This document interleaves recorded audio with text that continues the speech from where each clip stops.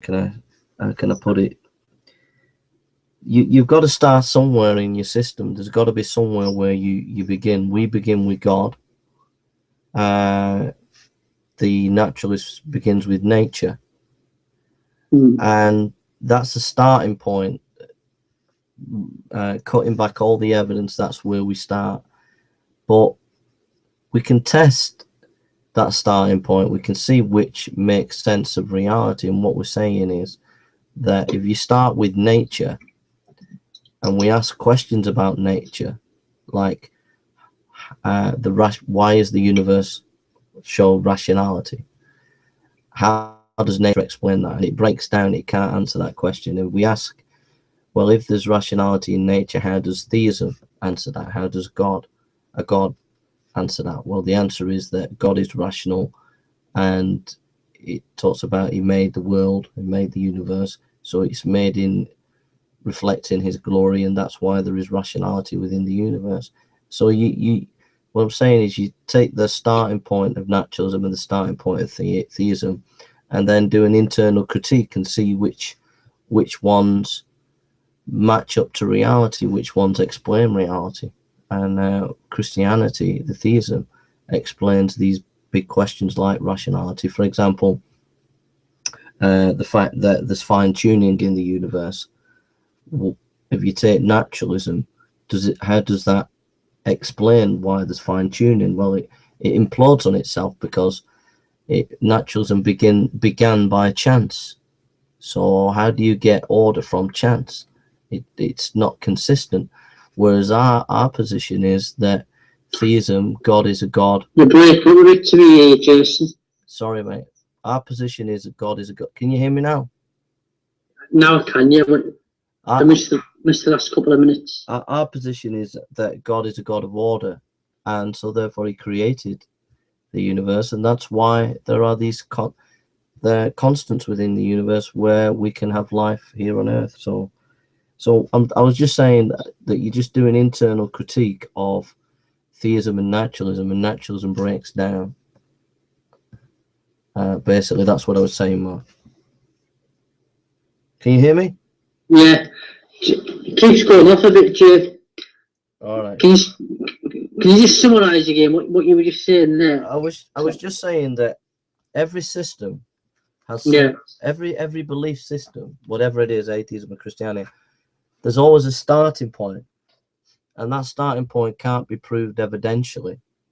Your presupposition, like if the atheist, if the naturalist says all there is nature, right? Well, that's just an assumption. You can't prove it like evidentially. You assume that, yeah. And our starting point is the Trinitarian God, that God is a triune God, and it's our starting point. We could provide evidences, but ultimately it's just our starting point. And so what you can do then is you can do an internal critique of whose starting point makes sense. So you take the nature and you test the starting points with reality. So the naturalist will say that all nature, that all there is. So that's again, Jay. All right. Can you hear me? Can you hear me? I've just heard you there, yeah. So I'm just saying that we're doing internal. Can hear you now. You can't hear me. Can you hear me? I can now. All right. I'll just if you can't hear me, I'll just keep going and explain it again. And all right. So basically what I'm saying is you take naturalism and you take theism and you look at reality and you see which one explains reality. And just take rationality. There is a rationality within the universe. There is order in the universe, and naturalism cannot explain that rationality, and it cannot explain that order. Yet theism makes sense with rationality in the universe because it talks about God made the universe and God's rational, and that's why we can see rationality within the universe. And God's a God of order, and that's why we see order in the universe and the constants. And so we just do an internal critique, and naturalism implodes on itself. Did you get that? Hello? Sorry. Yeah, Jay. Yeah, did you get that, bro? No, Jay, we're not forgetting. All right. All right. Well, shall we? Anyhow, do you want to say anything else? I didn't get that, Jay. Do you want to say anything else? It don't matter if you didn't get that. If you want to say anything else that comes to your mind, and What was that, Jay? I was just saying, is there anything else you want to say about whatever, anything? I'll ring you back. Are you there, Jay? I'll ring you back. I'll ring you back.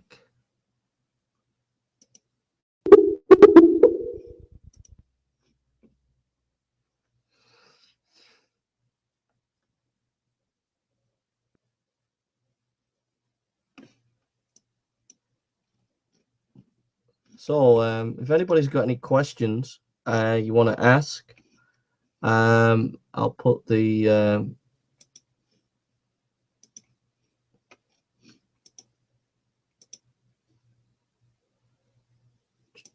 so if you want to ask questions,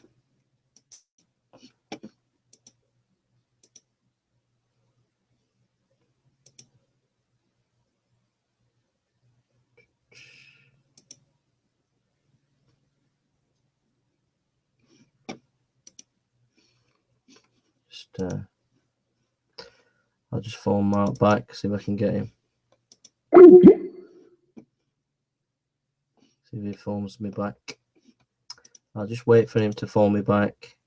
So yeah, so I'm going over to the video. So if you want to ask questions,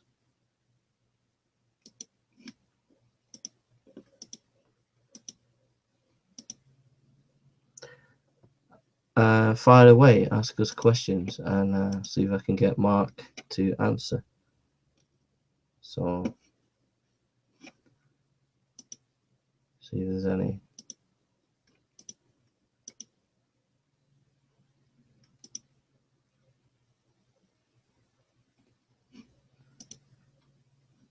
Oops.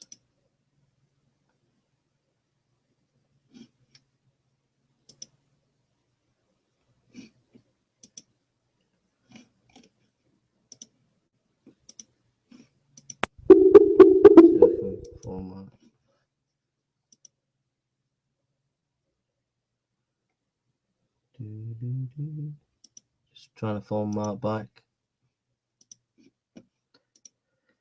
That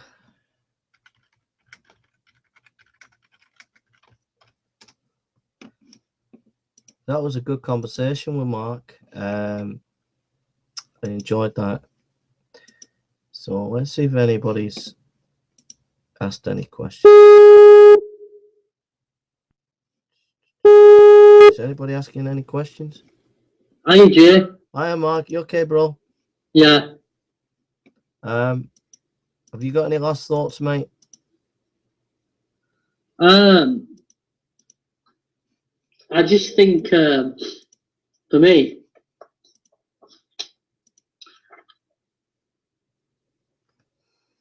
this book should be on everyone's shelf. It's dynamite, isn't it? Yeah, that's all I've got to say. It is dynamite. Yeah, I don't know how anybody can not read this book and, you know, and not be challenged. You know, it's just, everyone should read it. What would you say though? What would you say to those who would say that? Hello?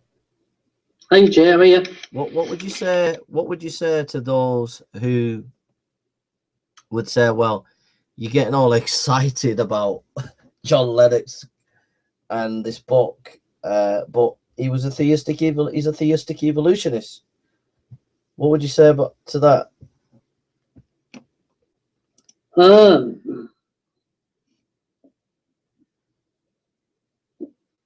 don't know, Jason, to be honest.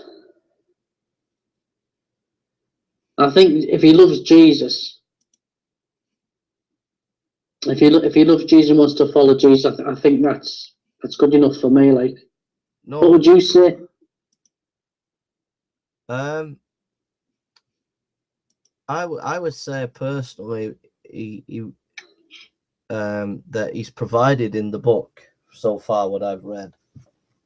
Ammunition. It's breaking up again, Jay. Can't you hear me? No, it's gone off. Can you hear me?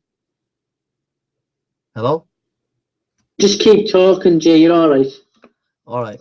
I would say that basically his book provides powerful ammunition against evolution. And I think that secretly he doesn't really believe in evolution, that he has to believe in evolution, theistic evolution, to keep his academic career. But he's provided within the book solid ammunition against evolution. That's what I would say, Mark. Did you hear that? Yeah, I got that. Yeah. And that's well, it's definitely it's definitely against evolution from an atheistic point of view, where there's no God at all. Yeah. So I think it's an awesome book, and I think it's absolutely devastating. But I think it's I do think it's also, I know what you're saying, but I think it's also devastating to evolution, because you can take the things that he's saying and you can apply it against evolution, as in evolution, the evolutionary process, I think. But that's just me anyway. I'll shut up now. Can you hear me, bro?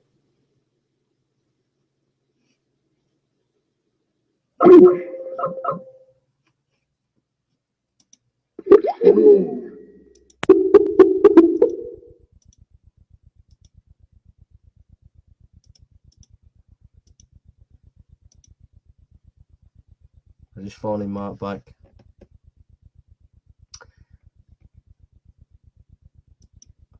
Okay, folks, I'm gonna end the show now, and I want to thank everybody for coming to listen. I've really enjoyed it tonight. So watch out for a few more Google Hangouts every now and again, and watch out for sermons and lectures and Google Hangouts from time to time. And God bless you. Thanks for listening. Please leave your questions underneath the video. We'll try and get back to you at some later stage. And love to everybody out there, and stay firm in the faith. Don't forget to get hold of the book, God's Undertaker, Has Science Buried God, by John C. Lennox, published by Lion. Me and Mark have read many books, and we think this is an awesome book, and everybody should read it. Okay, thank you for listening, and God bless you, and see you soon. Thank you for listening. God bless.